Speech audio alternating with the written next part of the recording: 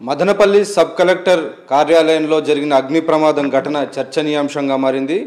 ఈ అంశంలో నిజ నిజాలు బయటికి తీసుకురావాలని వైఎస్ఆర్ కాంగ్రెస్ పార్టీ లోక్సభ పక్ష నేత మిథున్ రెడ్డి డిమాండ్ చేస్తున్నారు. ప్రస్తుతం ఆయన మనతో ఉన్నారు.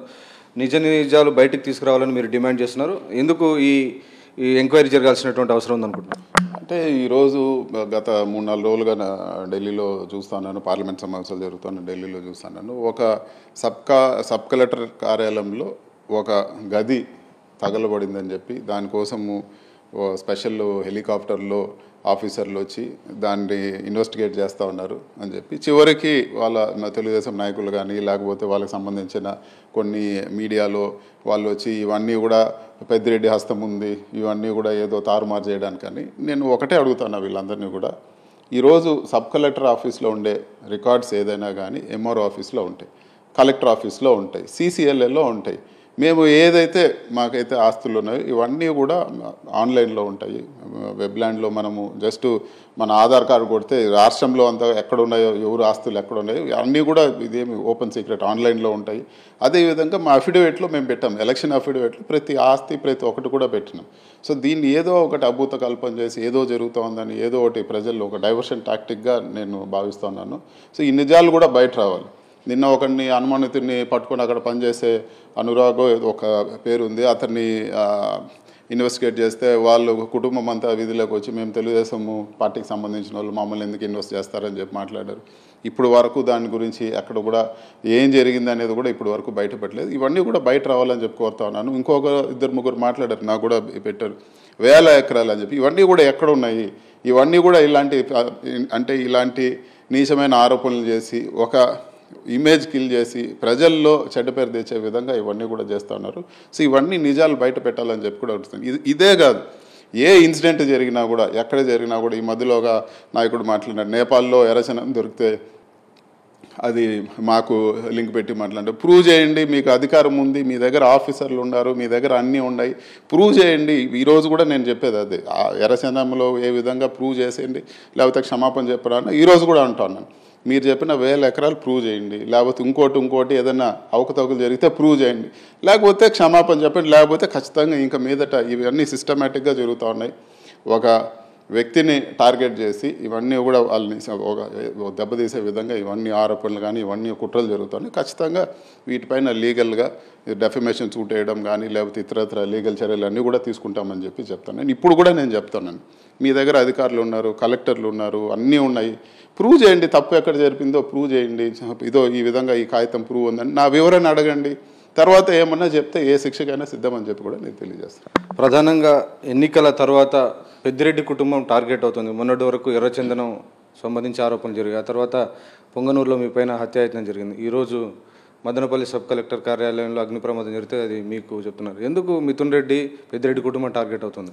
ఒక్క విషయం ఇది చేసుకోవాలా, ఇక్కడ 2 విషయాలు. మదనపల్లిలో మేము కొనుక్కునేది 20 ఎకరాలు, ప్రభుత్వ రేటు 7 లక్షల చిల్లర ఉంది. సో ప్రభుత్వ రేటు 7 లక్షల చిల్లర ఉంది, 20 ఎకరాలు అంటే మేము అక్కడ కరోనా సమయంలో నేను వ్యక్తిగతంగా సోషల్ సర్వీస్ ఖర్చు పెట్టింది అంతకు 3 ఇంతలు ఉంటుంది. ఖచ్చితంగా అంతకు 3 ఇంతలు ఆక్సిజన్ ప్లాంట్లు సొంతంగా పెట్టాము, అన్నీ కూడా కాన్సన్ట్రేటర్లు సొంతంగా కొనిచ్చాను, ఇన్ని కూడా చేసాం. ఇట్లాంటి పసలేని ఆరోపణలు అఫిడవిట్లో పెట్టినా కూడా ఇలాంటి ఒక ఏదో జరిగింది, ఇప్పుడు బయట ప్రజలకు తెలియదు నిజంగా జరిగిందేమో అనే విధంగా దాన్ని చెప్పిందని 20 సార్లు 30 సార్లు చెప్పి ఈరోజు ఇవన్నీ కూడా ఒక సిస్టమేటిక్గా దెబ్బతీస్తాను. నేను చేసిన నేరం అంతా ఒకటే, మా పార్టీకి గట్టిగా మేము పనిచేయడమే ఈరోజు వాళ్ళకి దృష్టిలో పెద్ద నేరం. అది తప్పితే ఇంకా వేరే విషయం లేదని చెప్పి కూడా నేను తెలియజేస్తాను. ఇంకొక ప్రధానమైన ఆరోపణ వస్తుంది, రేణిగుంట ఎయిర్పోర్ట్ దగ్గరలో మీరు భూమి కొన్నారని.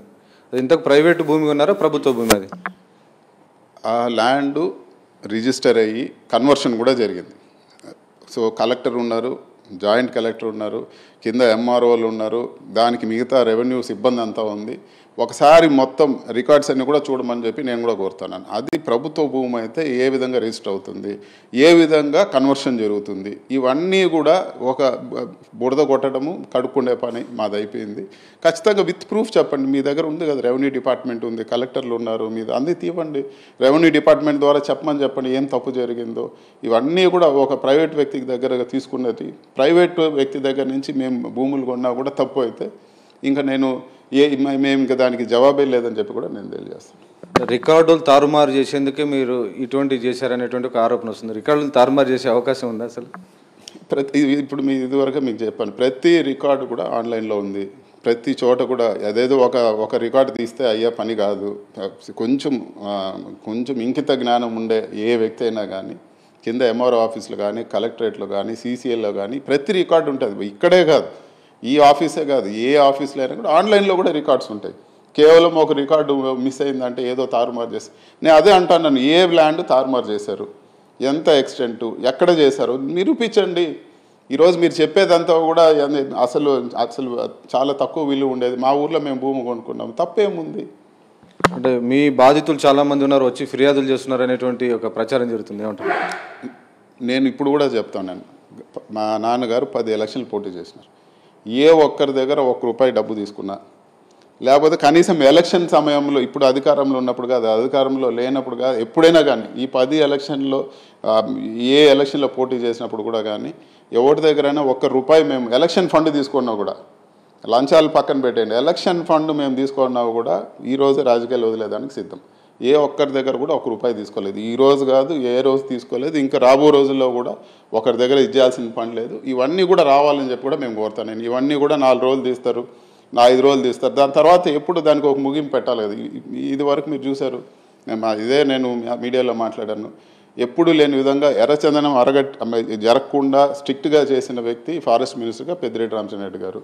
అంతా కొత్త టీములు పెట్టి అన్నీ చేసి గట్టిగా కాపాడేదానికి ప్రయత్నం చేసిన వ్యక్తి ఆయన పైన ఆరోపణలు చేశారు. ప్రూవ్ చేయంటే మళ్ళీ ఒకటి జవాబు ఉండదు, బురద కొడతారు, ఏదో ఒకటి ఆరోపణ చేస్తారు, మళ్ళీ ప్రూవ్ చేయంటే మళ్ళీ ఒకడు కూడా నోరు తెరిచే పరిస్థితి ఉండదు. ఇవన్నీ కూడా నేను ప్రజలు కోరేదేమంటే, ఇవన్నీ కూడా పసలైన ఆరోపణలు.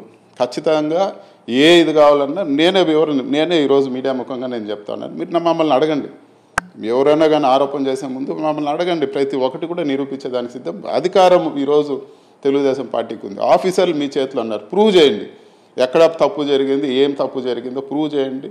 ఈరోజు ఏది ఉన్నా కూడా దేనికైనా సిద్ధము. అంతేగాని ఈ విధంగా తప్పుడు ఆరోపణలు చేస్తే ఖచ్చితంగా డెఫమేషన్ సూటేసి చట్టపరంగా చర్యలు తీసుకుంటాము. ఇప్పటి వరకు ఏదో రాజకీయ ఆరోపణలు అంటే, ఇప్పుడు రాజకీయ ఆరోపణల నుంచి వ్యక్తిగత ఆరోపణలు, ఇవన్నీ కూడా వ్యక్తిగతంగా క్యారెక్టర్ దెబ్బతీసే ఆరోపణలు. ఖచ్చితంగా వీటిపైన ఫైట్ బ్యాక్ చేస్తామని చెప్పి కూడా తెలియదు. మీరు ఇప్పటిదాకా మాట్లాడారు ఎలక్షన్ అఫిడవిట్లలో అన్ని వివరాలు ఉన్నాయని, సో అందులో వీళ్ళని చెక్ చేసుకోవచ్చు కదా.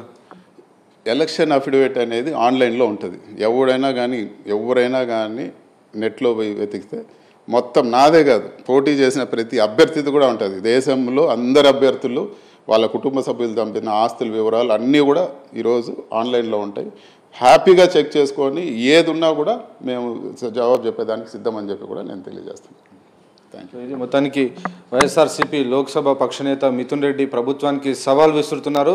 తన పైన చేస్తున్నటువంటి వ్యక్తిగత ఆరోపణలను దమ్ముంటే నిరూపించాలని, లేదంటే క్షమాపణ చెప్పాలని, తాను చట్టపరమైనటువంటి చర్యలకు రెడీ అవుతున్నానని కూడా స్పష్టం చేస్తున్నారు. వరుసగా ఒకవైపు ఎర్రచందనంకి సంబంధించినటువంటి ఆరోపణలు, ఆ తర్వాత పుంగనూరులో నేరుగా హత్యాయత్నం చేసినటువంటి పరిస్థితి, ఈరోజు మదనపల్లి సబ్ కలెక్టర్ పైన కార్యాలయంలో జరిగినటువంటి అగ్ని ప్రమాదం ఘటన కూడా పెద్దిరెడ్డి కుటుంబానికి అన్వయిస్తున్న నేపథ్యంలో ప్రధానంగా వైఎస్ఆర్ కాంగ్రెస్ పార్టీకి బలంగా నిలబడ్డ అనేటువంటి ఒక ఆగ్రహంతో, కక్షతోనే వ్యక్తిగతంగా తనను టార్గెట్ చేస్తున్నారని మిథున్ రెడ్డి చెప్తున్నారు.